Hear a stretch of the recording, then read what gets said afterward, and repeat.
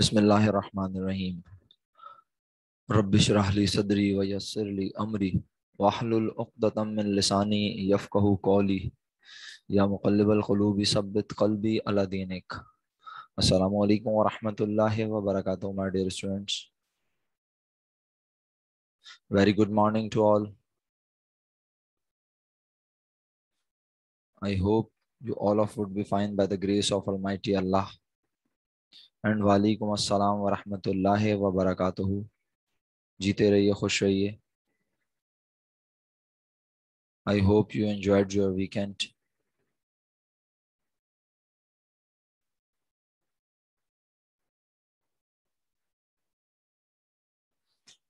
So, students, today, Alhamdulillah, Inshallah, we are going to complete single entry first method, which is pure single entry method, statement of affairs method, and net worth method.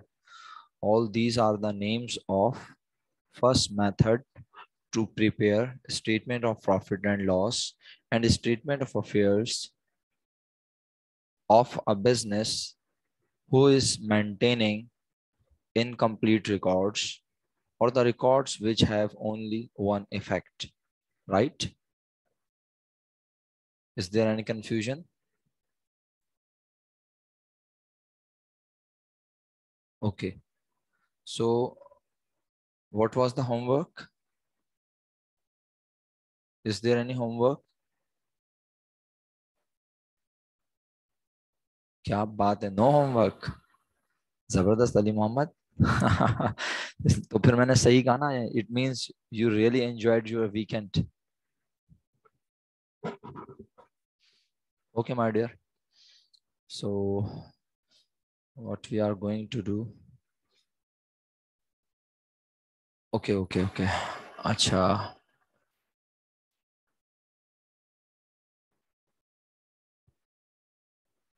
जो मैंने आपको Thursday को assignment दिए थे वो Friday को सारे check हो गए थे?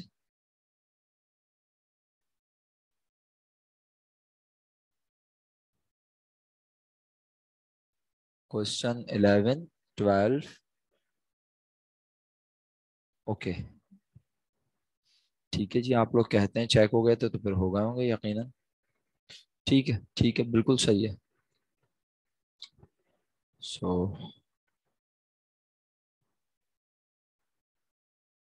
चलें तो फिर हम आज की क्लास में अटेम्प्ट करने जा रहे हैं मिक्स सिंगल एंट्री का पहला क्वेश्चन, राइट? अच्छा, अब बहुत आसान लफ्जों में बता रहा हूँ। मिक्स सिंगल एंट्री के क्वेश्चन जो कि अब हम पढ़ना शुरू कर देंगे थोड़ी देर में इंशाल्लाह, और कोशिश करेंगे इसे अटेम्प्ट करें। मिक्स सिंगल एंट्री सिस्टम है क्या आखिर? किसी को आइडिया है? किसी ने रीडिंग की है खुद से? क्योंकि हमने आपको जब पढ़ाना शुरू किया तो प्योर सिंगल एंट्री मेथड बताया था, स्टेटमेंट ऑफ अफेयर्स मेथड जिसका नाम नेटवर्क मेथड है। बट आपको आइडिया है कि मिक्स सिंगल एंट्री मेथड क्या होगा? अब चलें, बहरहाल मैं शुरू करता हूँ। मिक्स सिंगल एंट्री सिस्टम मैं बहुत समराइज्ड वे में बोलता हूँ, ठीक है, ताकि आप लोग जो है ना सुबह सुबह थ्योरी सुन के सो ना जाए, वरना आपका सारा दिन खराब हो जाएगा। आप बोलेंगे क्या सुबह सुबह सर ने हमें इतना पढ़ा दिया, इतनी बातें बता दी। तो मैं आपको प्रैक्टिकल की तरफ लेके जाऊंगा, बट जरूरी है ये मेरा बोलना, राइट?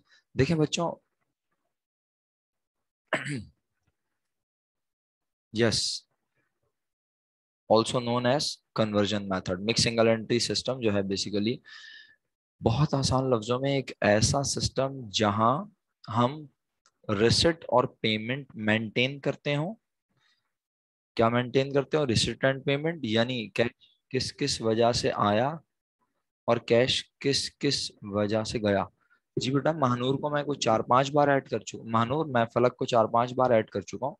वो कनेक्ट हो नहीं पा रही है, शायद उनका इंटरनेट का मसला है, मुझे लगता है। ठीक है, yes exactly Fatima, just like cash book. और ये जरूरी नहीं है कि रिसिट और पेमेंट हो तो सिर्फ वो कैश ही हो सकता है कि वो कैश के रिकॉर्ड्स बैंक के रिकॉर्ड हो सकता है उसने बैंक में आप पैसे आए और बैंक से पैसे गए हो वो शो कर रहा हो। जरूरी नहीं कि वो सिर्फ कैश बुक के ही रिकॉर्ड आपको शो कर रहा हो, ठीक है। बस मेरा कहने का मतलब यह है एक ऐसा निजाम जिसमें कैश की मदद से जो कुछ ट्रांजैक्शन हुई वो आपको शो कर दी जाए, यानी कैश रिसिप्ट और कैश पेमेंट। तो मुझे बड़े सोच के इत्मीनान से बताइए, क्या ये किसी एक दिन के होंगे ट्रांजैक्शंस? क्या ये ट्रांजैक्शन किसी एक दिन के होंगी? नो। तो ये ट्रांजैक्शन होंगी बिजनेस की पूरे, वेरी गुड, होल ईयर, पूरे साल। शाबाश, खुश रहिए मेरे बच्चों। अच्छा, अब अगर ये पूरे साल की होंगी तो क्या सर सवाल में बस यही दिया हुआ होगा, रिसिट और पेमेंट? जी, जब क्वेश्चन में रिसिट और पेमेंट दिया होगा तो उसी रिसिट और पेमेंट में जो बिजनेस ने कमाया और जो बिजनेस ने खर्च किया, क्योंकि बिजनेस की ज्यादातर ट्रांजैक्शन कैश पर होती हैं। अब आप फौरन बोलेंगे सर अगर क्रेडिट पे होती हो, तो भाई आगे भी तो सवाल पढ़ाऊंगा ना, पहले सवाल में ही सब पढ़ा दूंगा तो फिर आप परेशान होते हैं। तो इसलिए मेरी कोशिश है कि पहला क्वेश्चन आसान सा अच्छे से समझ आ जाए, फिर दूसरे तीसरे चौथे क्वेश्चन में, नेक्स्ट क्वेश्चन में इंशाल्लाह वी विल ट्राई कि आपको ऐसे एग्जाम्पल्स प्लेस करें जिसमें आपको नजर आए कि एक बिजनेस। सर अगर अगर कैश बैंक में जमा हो रहा होगा तो फिर यकीनन यहाँ पे दो कॉलम होंगे ना। अच्छा, शीजा कह रही है, शीजा बेटा इसमें कॉन्ट्रा एंट्री तब आएगी ना जब कैश और बैंक दोनों मेंटेन हो रहे हो। मैंने कहा इसमें कैश है बैंक हमें पता नहीं है, बस हमें ये पता है कि पूरे साल बिजनेस में इतने पैसे आए और इतने पैसे गए। कर्सर नजर आ रहा है मेरा? ठीक है।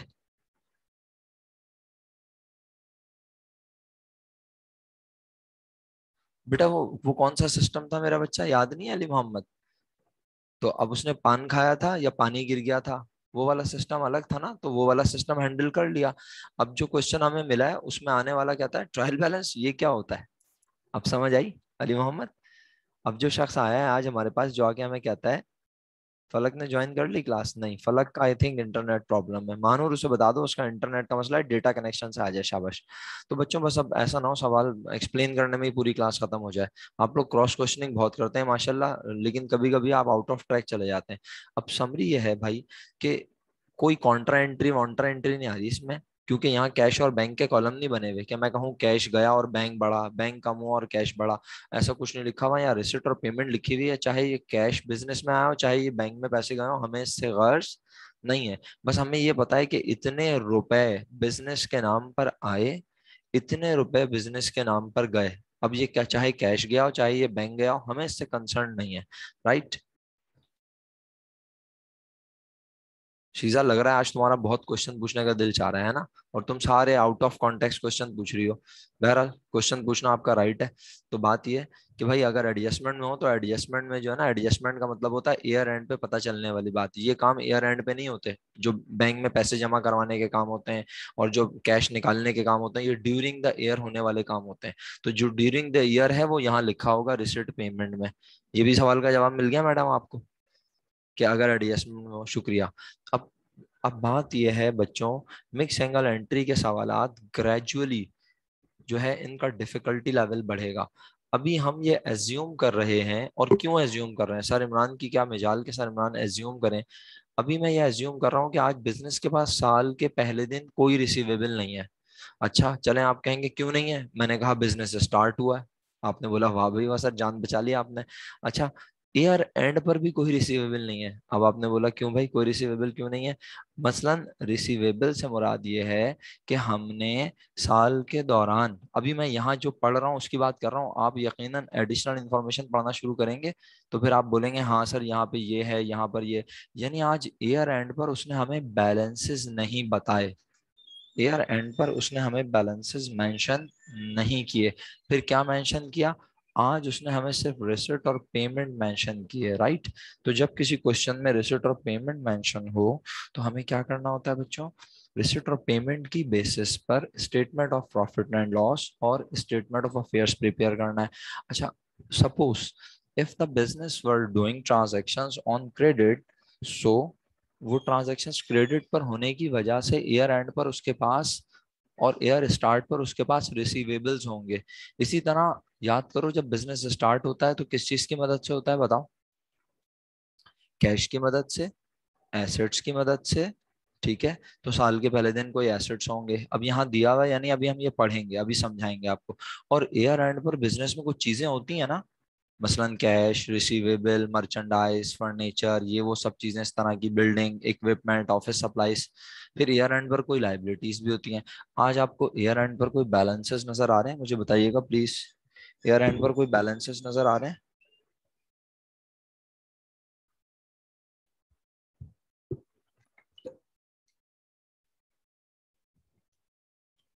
ओके, अगर आपको ईयर एंड पर कोई बैलेंसेस नजर नहीं आ रहे, so it means question change हो गया ना।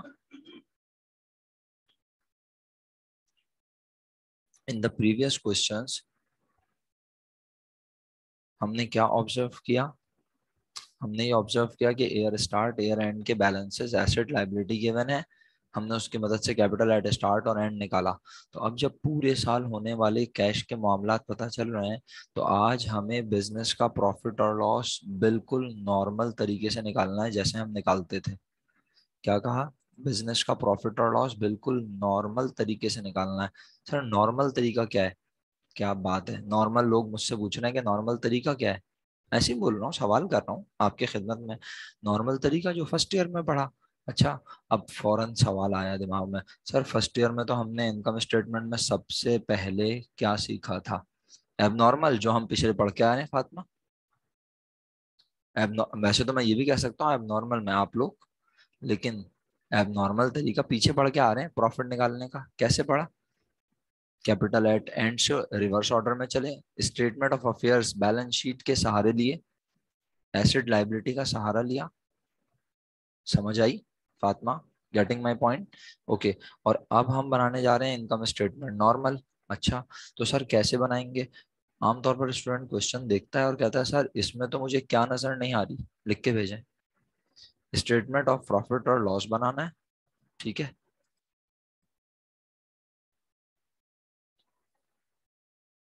Statement of profit and loss बनाना है बच्चों। शुक्र,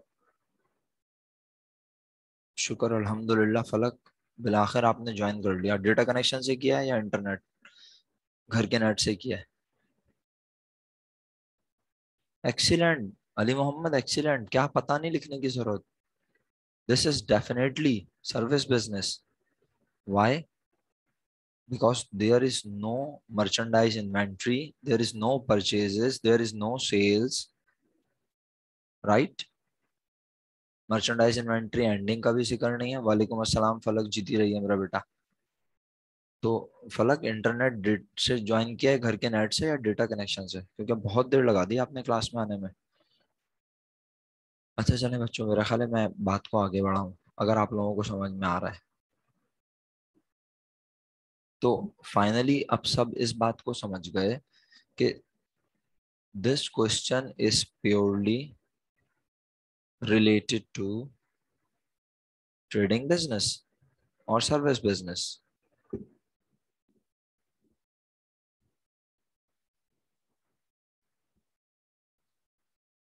जी जी जी जी, सबसे निकाला नहीं। शीजा, आपने लिख के तो भेजा, लेकिन आपने आखिर में गलत लिख दिया, शुरू में सही लिखा।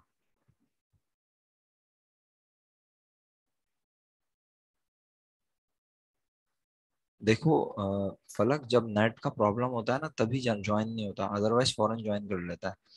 शीजा, आपने लिखा एक्सपेंस रेवेन्यू फिर एसेट लाइबिलिटी से निकालेंगे भी लिख दिया। भाई सिर्फ एक्सपेंस और रेवेन्यू से निकलता है प्रॉफिट, याद है? एक्सपेंस और रेवेन्यू से निकलता है प्रॉफिट। पूरी क्लास मेरे साथ है, मेरे पास रिप्लाई 37 स्टूडेंट्स के तो नहीं आए। अगर आप सब मेरे साथ हैं तो 37 स्टूडेंट्स ने तो नहीं बताया मुझे कि बिजनेस जो है ये कौन सा है। This business is purely related to service business, service industry business. Okay, तो अब हमें सर्विस बिजनेस का क्या बनाना है बच्चों? सर्विस बिजनेस का हमें बनाना है स्टेटमेंट ऑफ प्रॉफिट और loss for the year ended December 31st 1985, right? अच्छा जी, चलें अब बनाना शुरू करें स्टेटमेंट ऑफ प्रॉफिट और लॉस। तो आपके दिमाग में अब सेल्स तो नहीं आ रही? बताइए सबसे पहले क्या लिखेंगे? सबसे पहले तो रस्में करेंगे ना यकीनन। आइए क्वेश्चन पढ़ना शुरू करता हूँ, आप रस्मों का आगाज करेंगे। थोड़ा सा मैं आपके सामने स्क्रीन भी शो कर देता हूँ ताकि आपको भी रस्में वगैरह समझ आ जाएं जो हमें करनी है, राइट?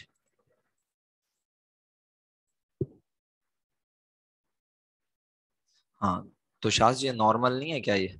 अभी भी तुम लोगों को तुम्हारे जैसा लग रहा है ये तरीका जिससे मैं निकालने जा रहा हूँ? नॉर्मल क्या होता है? नॉर्मल तरीका क्या होता है बताओ जरा मुझे। जी भाई, नॉर्मल तरीका क्या होता है? शाह साहब, नॉर्मल तरीका बता दीजिए क्या होता है। मैं आपको अनम्यूट करने की इजाजत दूं क्या? इनकम स्टेटमेंट तो भाई मतलब ये कि आज इसका नाम स्टेटमेंट ऑफ प्रॉफिट और लॉस इसीलिए तो रखा है, ये इनकम्प्लीट रिकॉर्ड से बनता है ना, कंप्लीट इन्फॉर्मेशन थोड़ी है। आपको क्या समझ रहे हो, आपको क्या लग रहा है अभी भी सारी चीजें हैं?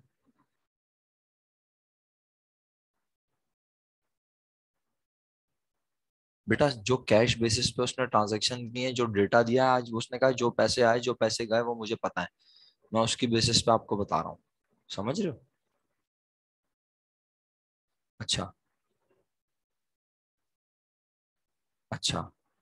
नहीं बेटा तलाल, यही तो समझाने की कोशिश कर रहा हूँ कि कैपिटल एट स्टार्ट और कैपिटल एट एंड जो था वो हमारा कौन सा मेथड था, प्योर सिंगल एंट्री। उसका दूसरा नाम स्टेटमेंट ऑफ अफेयर्स मेथड था।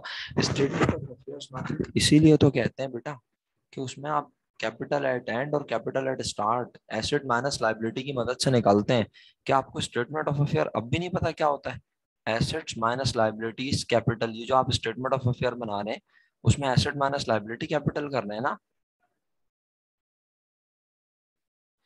क्योंकि जो क्वेश्चन हमें गिवन है, जो जितना क्वेश्चन हमें गिवन है उसमें पूरे साल का डेटा है। अब हमें क्या पता उसमें कौन सी चीज मिसिंग है वाली।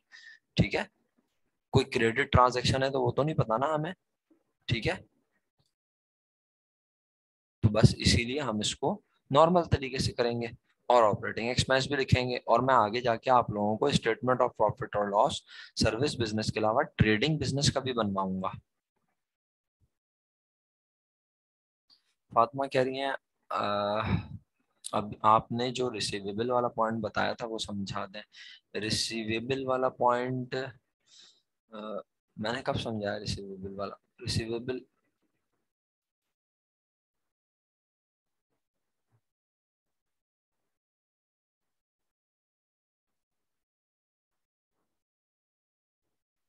रिसीवेबल वाला पॉइंट आप अनम्यूट करके बता दें, 1 मिनट। बेटा वो एंड वाली होंगी, सिर्फ ड्यूरिंग द ईयर नहीं होंगी। हाँ एंड ऑफ ईयर रिसीवेबल, हाँ वो मैं आगे पढ़ाऊंगा ना फातिमा। रिसीवेबल कि हमारे पास साल के पहले दिन भी अकाउंट रिसीवेबल है, साल के आखिरी दिन भी अकाउंट रिसीवेबल है। तो हम कहेंगे इसका मतलब है ड्यूरिंग द ईयर हमने क्रेडिट पर भी सामान बेचा है। ठीक है, और अभी ये ट्रेडिंग बिजनेस तो है ही नहीं, तो इसलिए मैं।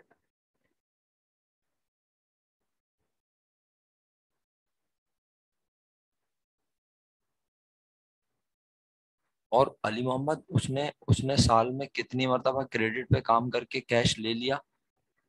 सही है, कलेक्शन फ्रॉम कस्टमर हो गई। ये सब चीजें ग्रेजुअली आगे के क्वेश्चन में मिलेंगी। ठीक है। तो अभी फिलहाल बहुत सिंपल क्वेश्चन है। शास का भी जवाब दे दिया, शीजा का भी जवाब दे दिया। शीजा कह रही है स्टेटमेंट ऑफ अफेयर इसमें भी निकालना है। बनाऊंगा स्टेटमेंट ऑफ अफेयर, वो रिक्वायर्ड 2 में है, पहले ये बना लूं शीजा जो मुझे फर्स्ट बनाना है। क्या ख्याल है? Thank you. चैलेंज। अच्छा ये किसने लिखा है भाई, आई एम कमिंग? शुएब साहब आए हैं और फिर अब ये।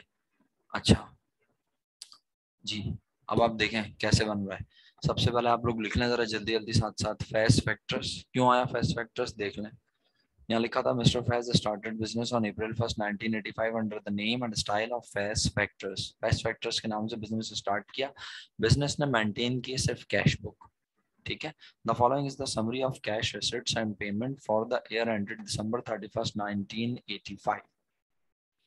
नीचे आपको समरी दी हुई है जो कैश आया और जो गया। ठीक है। कैश रिसिट और पेमेंट की समरी दी हुई है December 31st 1985 तक। अब रिसिट में क्या चीजें जरा चेक करते हैं। फैस कैपिटल, यानी बिजनेस में सबसे पहले अगर पैसे आ रहे हैं तो वो पैसे कौन लेकर आया है? फैस लेकर आया है। तो सोचिए, एंट्री तो नहीं बनी, लेकिन ये जो 10,000 रुपए हैं ये क्या कहलाएंगे, इत्मीनान से बताएं। कैपिटल तो है, इन्वेस्टमेंट भी है, सोच समझ के बताएं। कैश भी है, हो सकता है ये बैंक में पैसे रखे हों। समर ने बिल्कुल सही जवाब दिया, पहला। Very good summer. इलियान ने भी सही जवाब दिया, 2। 2 जवाब सही आ गए। बस पढ़ने का फर्क होता है ना, कुछ लोग पढ़ते हैं और कुछ लोग सिर्फ पढ़ते हैं। Mister Faiz started business on April 1st 1985। Mister Faiz ने बिजनेस स्टार्ट किया, तो रिसिप्ट में आपको सबसे पहले 10,000 रुपीज नजर आ रहे हैं, तो ये क्या है? ये क्वेश्चन है। थैंक यू जिन लोगों ने जवाब दिया, ये कैपिटल एट स्टार्ट है। सही है बच्चों, शुक्रिया, ये कैपिटल एट स्टार्ट है। इधर उधर डायरेक्शन में जाने से बेहतर है कि आप डायरेक्शन अभी मेरे साथ चलें, तो फिर इंशाल्लाह जब आप कुछ पढ़ लेंगे ना, तो फिर आप क्रॉस क्वेश्चनिंग के काबिल हो जाएंगे। अभी बिल्कुल क्वेश्चन करें, मैं क्वेश्चन से नहीं मना कर रहा आपको, लेकिन वो जो इधर उधर की बातें होती है ना, फिर वो आपका फोकस आउट कर देती हैं। आप कुछ और डायरेक्शन सोच रहे होते हैं, टीचर कुछ और पूछ रहा होता है, तो फिर फ्रीक्वेंसी नहीं मैच होती। फिर आप सोचते हैं यार मैं जवाब क्यों नहीं दे पा रहा। सही है। तो ये मैं तमाम लोगों से मुखातिब हूँ, कुछ स्पेसिफिक लोगों से नहीं, हर बच्चे से। अच्छा बच्चों, अगर ये कैपिटल एट स्टार्ट है, अब कोई बच्चा बोले सर और भी कुछ हो सकता है, तो मेरे लिए तो यही कैपिटल एट स्टार्ट है ना। अगर उसने फर्नीचर लगाया था बिजनेस में, मशीन लगाई थी, तो मशीन और बिजनेस तो कैश बुक में रिसिप्ट में लिखते, मशीन और फर्नीचर तो रिसिप्ट में लिखते नहीं है। शुक्रिया, बहुत बहुत शुक्रिया। तो मेरे लिए तो यही कैपिटल एट स्टार्ट हुआ ना। समझ आ रही है बात? इनकम्प्लीट डेटा, इनकम्प्लीट रिकॉर्ड, तो मुझे सिर्फ कैश दिया हुआ है, तो मैं कहूंगा यही कैपिटल एट स्टार्ट है। इसी बेसिस पे एस्टिमेशन कह रहे हैं, इसीलिए कह रहे हैं कि एग्जैक्ट ट्रू प्रॉफिट नहीं है। हो सकता है ट्रू हो सकता है ट्रू ना हो, तो अब हमें पता नहीं है, कंफर्म नहीं है। बस हम जो अमाउंट अवेलेबल है उसकी बेसिस पे काम कर रहे हैं, right. The second one is bank loan. लीजिए मुबारक हो, फिर आपने बैंक लोन लिया, कब लिया, किस महीने लिया, पता नहीं है। ठीक है। अच्छा, उसके बाद पूरे साल कमीशन इनकम की वजह से बिजनेस में कितने रुपए आए बच्चों? 75,000 रुपीज। तो ये कमीशन इनकम आपके बिजनेस की इनकम है। सेल्स आज नजर नहीं आ रही, इसका मतलब है सेल आप नहीं करते, आपका बिजनेस सर्विस बिजनेस है। पेमेंट में आपको क्या क्या नजर आ रहा है बच्चों? पेमेंट में आपको नजर आ रहा है सबसे पहले फर्नीचर, यानी फर्नीचर आपने क्या किया? जी बिल्कुल आयशा, ये इनकम है। फर्नीचर आपने क्या किया? शीजा, ये एक्सपेंसेस नहीं है। पेमेंट का मतलब एक्सपेंसेस नहीं होता। पेमेंट तो फर्नीचर के खरीदने के लिए भी की जाती है।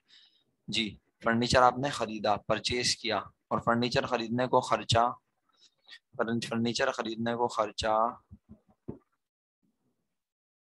फर्नीचर खरीदने को खर्चा नहीं कहते। फर्नीचर हमारे बिजनेस का, फर्नीचर हमारे बिजनेस का एसेट है।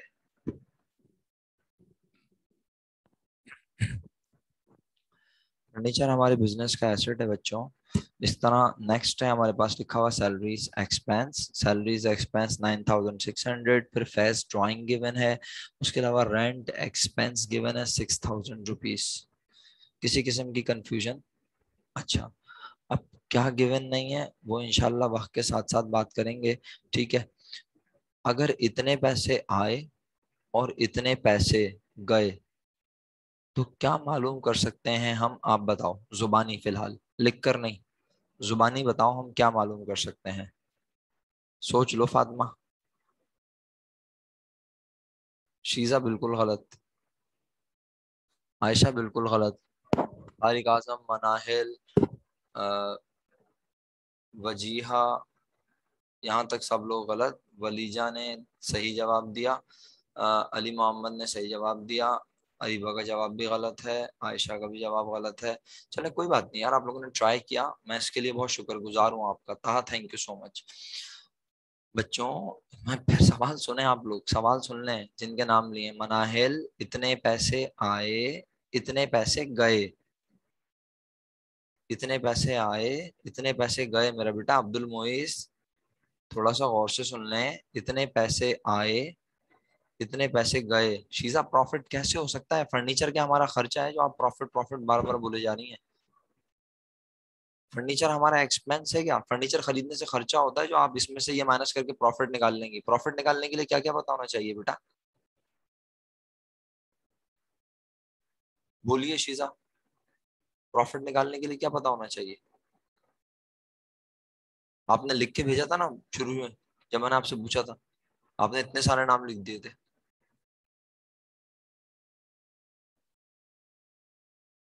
एसेट लायबिलिटी नहीं मैडम, वो कौन सा मेथड था? वो स्टेटमेंट ऑफ अफेयर्स मेथड था। अब कन्वर्जन मेथड पढ़ा रहा हूँ, मिक्स सिंगल एंट्री पढ़ा रहा हूँ। कहाँ हैं आप लोग? दिमाग हाजिर नहीं है? सवाल पे सवाल करे जा रहे हैं लेकिन काम की बात नहीं याद रख रहे। नॉर्मल इनकम स्टेटमेंट का मतलब है रेवेन्यू एक्सपेंसेस की मदद से आज बनाऊंगा इसको। Statement of profit and loss जो बना रहा हूँ आज नॉर्मल तरीके से बना रहा हूँ with the help of expense and revenue. अब समझ में आई मैडम आपके? भूल तो नहीं जाएंगी? जी शुक्रिया। बेटा इससे पहले मेरा बच्चा, हम जब पहले बना रहे थे इनकम स्टेटमेंट ऑफ प्रॉफिट और लॉस, तो हम इनका एक्सपेंसेस और रेवेन्यू लिखने के काबिल ही नहीं थे। हमें गिवन ही नहीं थे पूरे साल के। हमें हमें पूरे साल के मतलब पूरे साल में से भी कोई गिवन नहीं था। हमें ईयर एंड पर कुछ चीजें पता चली थी।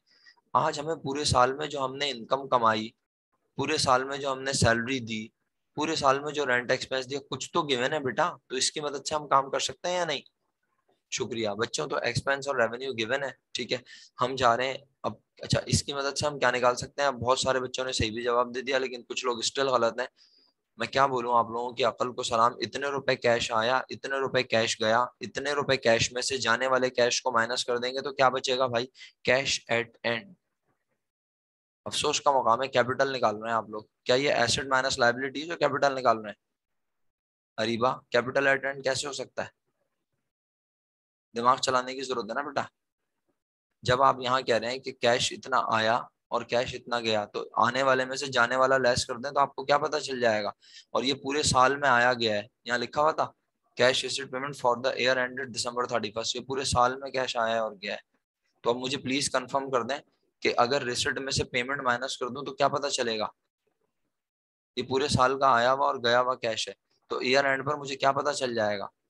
अब भी अगर आपको पता नहीं चला ना तो अफसोस का मुकाम है। जी exactly, left over cash. When Sheeja, left over cash at which time? Yes, at end. At end of the year. शुक्रिया। अच्छा बच्चों, अब बस फाइनली इसके बाद तीन एडजस्टमेंट है। एक commission receive but not earned, allowance for depreciation और सैलरीज आउटस्टैंडिंग, राइट। करना क्या है? Statement of profit and loss बनाना है हमें। Statement of profit and loss बनाने के लिए सबसे पहले हमने लिखा face factors, statement of profit and loss for the period ended. जल्दी से ये लिख लें, और अगर लिख चुके हैं तो फिर अब लेफ्ट पर लिखें कमीशन इनकम। अब ये ब्रैकेट क्यों आई है आइए मैं बताता हूँ।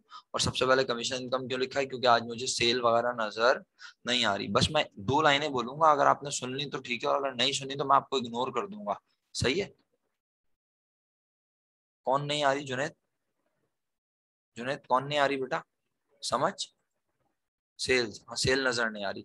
मैं कह रहा हूँ, मैं दो लाइनें कह रहा हूँ, गौर से सुनिएगा सब लोग, राइट। वो दो लाइनें ये है, इफ बिजनेस में सेल, यहाँ बिजनेस में सेल हो रही होती सपोज, तो फिर जो सेल बिजनेस में दी हुई होती वो सेल कितनी तरह से हो सकती है? जल्दी जवाब दें फटाफट। अगर आप सीखना चाहते हैं आगे की बात, दो तरह से, एक कैश पर, दूसरी क्रेडिट पर। अगर वो रिसिप्ट में लिखी होती तो इसका मतलब क्या होता? कौन सी सेल है? वो रिसिप्ट में लिखी होती तो वो कौन सी सेल होती? डेफिनेटली, डेफिनेटली 100% वो कैश सेल होती। सही है? डेफिनेटली वो कौन सी सेल होती बच्चों? वो कैश सेल होती। रीजन, वो कैश सेल क्यों होती बच्चों? क्योंकि वो रिसिप्ट में शो हो रही है। रिसिप्ट का मतलब पैसों का, रिसिप्ट मींस पैसों का आना। तो पैसे किसकी वजह से आए? पैसे किस चीज की वजह से आए? जजाकल्ला, खुश रहिए। पैसे आए सेल्स की वजह से, इट मींस वो कैश सेल्स कहलाती। क्या जरूरी है कि बिजनेस की सारी सेल कैश पर हो?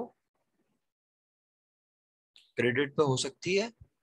तो फिर आगे जब हम पढ़ेंगे ना इंशाल्लाह, हमें वहाँ क्रेडिट सेल के बारे में हिंट दिया हुआ होगा। अकाउंट रिसीवेबल का ईयर एंड पर बैलेंस नजर आ रहा होगा, तो हम समझ जाएंगे ड्यूरिंग द ईयर हमने उधार पर भी माल बेचा है। तो क्रेडिट सेल कैसे निकालेंगे ये इंशाल्लाह आगे के क्वेश्चंस में सिखाऊंगा। अभी हमारे पास ये चीज नहीं है। बस मैंने कहा था ना दो लाइनें बोलूंगा। अब अगर किसी को नहीं समझ आई कोई बात नहीं, भूल जाए। अब मैं इस क्वेश्चन को अटेम्प्ट करने लगा हूँ। कमीशन इनकम कितने रुपए लिखी है? 75,000।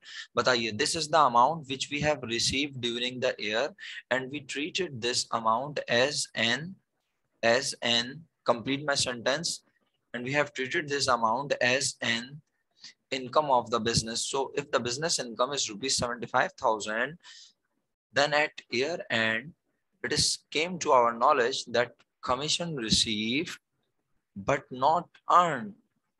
It means the amount which you are treating as income of the business, which is rupees 75,000, is although received, but in that amount 2,000 is included, which is not yet earned. Thank you so much. Jazakallah bachcho. So you guys are going to deduct this 2,000 rupees from 75,000, right? So the net income, so the net commission income is rupees 73,000, right? Okay.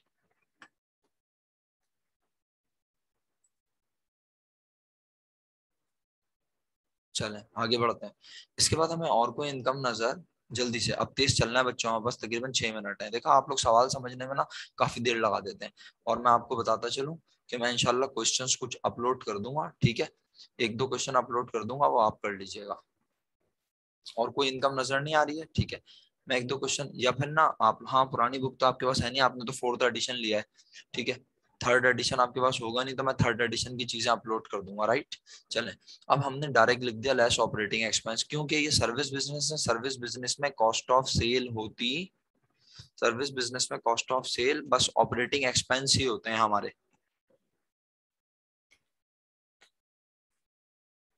सही है बच्चों? Okay शुक्रिया। तो अब हमने लिखा less operating expense. Operating expense में सबसे पहला खर्चा बताओ क्या लिखूं? यहाँ पे देख के बताओ। सबसे पहला खर्चा फर्नीचर लिखूं क्या? जल्दी बोलो, फर्नीचर लिखूं क्या? नहीं, फर्नीचर तो हमारा, फर्नीचर तो हमारा, फर्नीचर तो हमारा एसेट है। जज़ाकल्लाह, खुश रहिए। तो फर्नीचर लेफ्ट कर दिया। तो फर्नीचर नहीं लिखूंगा तो यकीनन फर्नीचर पर ईयर एंड पर क्या हुआ होगा?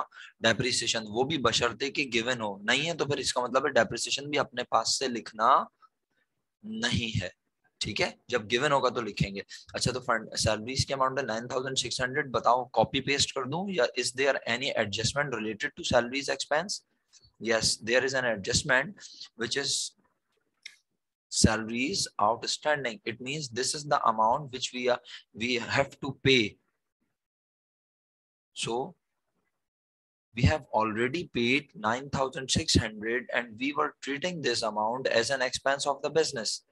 But at year end, it came to our knowledge that salaries are still outstanding. We have to pay rupees 1,400 to our employees. So it means the total expense of the business is rupees 11,000 rupees, right? तो चलिए जल्दी से 11,000 rupees लिखा हुआ है, check करें।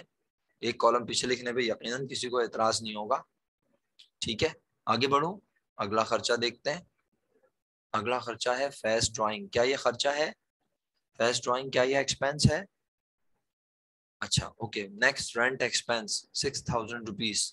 क्या 6,000 as it is लिख दूं? 6,000 लिख दूं? ओके, 6,000 लिख दिया बच्चों। आप भी लिख दें। अब सवाल समझा चुका हूं तो तेज तेज चल रहे हैं, और उम्मीद है आप भी मेरे साथ साथ इसी तरह फास्ट फॉरवर्ड चल रहे हैं, राइट? इसके बाद अगला खर्चा नजर आ रहा है, यहाँ तो कोई खर्चा नजर नहीं आ रहा। पेमेंट साइड पर हमने कहा हो सकता है खर्चा कहाँ हो? एडजस्टमेंट में। एडजस्टमेंट नंबर 1 ये खर्चा नहीं है, ये इनकम से रिलेटेड थी, हो चुकी है। The second one is allowance for depreciation. Allowance for depreciation furniture पर 3,000 रुपीज है, लिख दूं?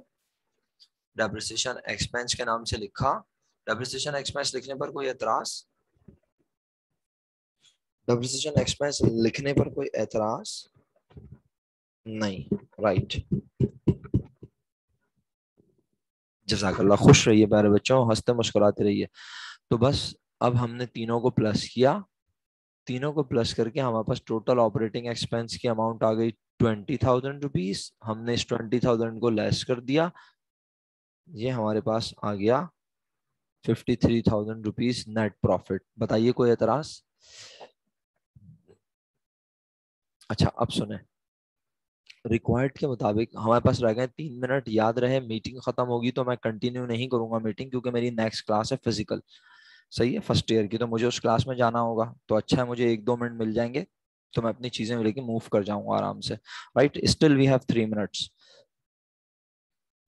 सो बच्चों आपको होमवर्क अपलोड कर दूंगा इंशाल्लाह, ठीक है, कुछ पिक्चर्स अपलोड करूंगा, आप अपनी नोटबुक में काम करेंगे और वो पिक्चर जो है वहां आप जो है उनके पिक्चर्स लेके, यानी अपने काम की पिक्चर्स लेके, उस पर आपका नाम लिखा हुआ रजिस्टर के टॉप पर, वो आप अटैच कर देंगे। ठीक है मेरे बच्चों, समझ गए होमवर्क? अच्छा, अब ये तो कहता है स्टेटमेंट ऑफ अफेयर्स बनाओ, ब्रैकेट में बेशक बैलेंस शीट लिखा हो, हमें गर्ज नहीं है, और एज ऑफ December 31, 1985, ठीक है, क्योंकि देखें ये BIK के पेपर्स हैं जो हम अटेम्प्ट कर रहे हैं, राइट? तो इसलिए ना कहीं कहीं कुछ चीजें हैं जहां बड़ी लिमिटेशन है। आपका बोर्ड बहुत नाजुक मामलात को लेके चलता है, बहुत चीजों को बहुत ज्यादा फोकस करके चलता है। अगर खुदा ना खास्ता कहीं कोई चीज गलत हो भी रही है ना, तो बोर्ड ये नहीं कहता कि आप भी गलत पढ़ाएं, ठीक है, क्योंकि बच्चों ने पेपर देने इसी बोर्ड के अंडर में जाना है। अगर आप पढ़ रहे हैं AKHSS में और आपने पेपर देना है BIK के अंडर में, तो फिर BIK के लिहाज से पढ़ाया जाएगा आपको कि भाई BIK में जो पेपर चेक करने वाले हैं, जो उनका तरीकाकार है और जो BIK एक्सपेक्ट करता है, उसके लिहाज से पढ़ाया जाए। तो यहाँ पर आप स्टेटमेंट ऑफ अफेयर्स जो बनाने जाएंगे, तो अच्छा होता क्या है, अब जज्बात में आके ना बच्चे जल्दी से स्टेटमेंट ऑफ अफेयर की हेडिंग डाल देते हैं, जैसे कि यहाँ डली हुई है। लेकिन स्टेटमेंट ऑफ अफेयर की हेडिंग डालने के बाद ना, जब आप बनाना शुरू करेंगे, तो बताइए आज आपको बिजनेस में करंट एसेट में सबसे पहले यहाँ कोई एसेट नजर आ रहा है? करंट एसेट बताएं, करंट एसेट यहाँ कोई नजर आ रहा है? भाई ये तो साल के दौरान वाली चीजें हैं, लेकिन इसकी मदद से एक करंट एसेट नजर आ रहा है, याद करें, मैं आपको शुरू में बता चुका हूँ। तो क्या नजर आ रहा है बताएं? Yes exactly, cash at and. Statement of affair year and पर बनता है। अली मोहम्मद, कमीशन रिसीवेबल, वो अभी एडजस्टमेंट पे आऊंगा ना, अभी पहले ये देख रहा हूँ, ऊपर से देखते हुए चलूंगा ना बेटा। तो कैश एट एंड मींस मुझे कैश एट एंड, अच्छा तो आप कैश एट एंड की कंप्यूटेशन दिखाओगे या नहीं? कितनी कितनी कंप्यूटेशन दिखानी है, क्या करना है पता है? सारी रिसर्च लिखनी है, उनको प्लस कर देना है। सबसे पहले एक अलग से हेडिंग डाल लोगे या मैं करके दिखाऊं? क्या लिखोगे? कंप्यूटेशन फॉर, यहाँ हुई भी नहीं है, अलग से तुम कर लेना। क्या करोगे? Computation for cash at end. क्या लिखोगे? Computation for cash at end. सही है, मैं बता रहा हूँ, सुन लो। Computation for cash at end, और फिर आप क्या करेंगे बच्चों? फिर आप लिखेंगे सबसे पहले face capital, bank loan, commission income, ये सारी अमाउंट लिखकर इन्हें आपस में क्या कर देंगे? प्लस। तो आपके पास आ जाएगी टोटल रिसिट्स। एग्री? यहाँ तक क्लियर है सब मेरे साथ? यस लिखें अगर क्लियर है तो। लास्ट मिनट चल रहा है। फिर आप सारी पेमेंट लिखेंगे, सारे नाम, सबकी अमाउंट प्लस करेंगे, और सारी पेमेंट्स के सम को टोटल रिसिट में से लेस करेंगे, तो कैश एट एंड पता चल जाएगा। क्लियर? उसके बाद अब आपने ढूंढ ढूंढ कर चीजें अपनी अकल से, जैसे फर्नीचर साल के दौरान खरीदा था ना, तो बेचा तो नहीं है ना, इसकी वजह से पैसे तो नहीं आए, तो ये फर्नीचर ईयर एंड पर हमारे पास मौजूद होगा। तो आप इस फर्नीचर की वैल्यू लिखेंगे, और अगर इस पर कोई डेप्रिसिएशन हुआ है तो लेस कर देंगे। इसके अलावा कोई रिसीवेबल नजर